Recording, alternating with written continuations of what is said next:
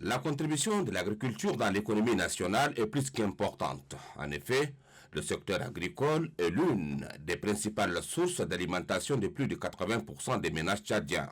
Bon à savoir, cette année, les prévisions météorologiques prometteuses, en ce sens que la saison pluvieuse sera clémente sur l'ensemble du territoire national.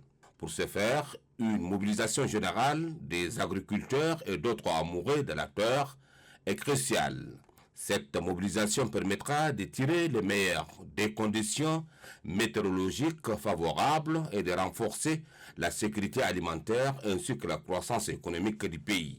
Pour booster l'économie nationale et assurer la sécurité alimentaire au Tchad, un retour massif à la terre nourricière s'impose, car le pays dispose de 31 millions d'hectares de terres cultivables, mais seulement 2,2 sont actuellement exploités, renseigne une source des techniciens du secteur.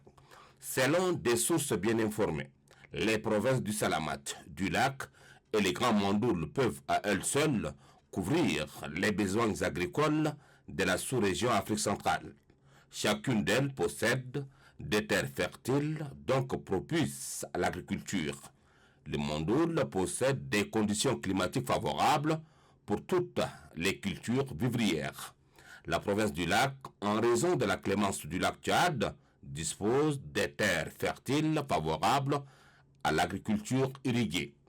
Au vu de ce potentiel inexploité, il est inadmissible de rester inactif en attendant que les conditions s'améliorent d'elles-mêmes. Pour relever ces défis, la synergie d'action doit converger vers l'exploitation optimale de ces terres agricoles pour garantir la souveraineté alimentaire du Tchad et booster notre économie. Pour que le Tchad puisse exploiter le potentiel agricole que regorgent plusieurs provinces du pays, une synergie d'action s'impose. Le gouvernement, les opérateurs économiques et les partenaires qui soutiennent le secteur agricole doivent conjuguer leurs efforts.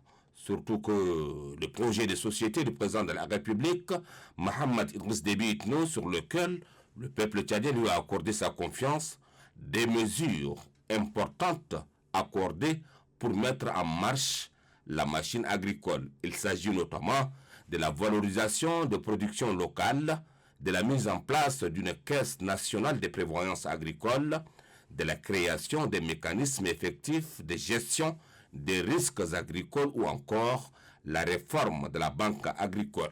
Toutes ces mesures contribueront, à n'en point douter, au renforcement de la souveraineté alimentaire du peuple tchadien. Comme le dit un adage, la terre n'a jamais trahi.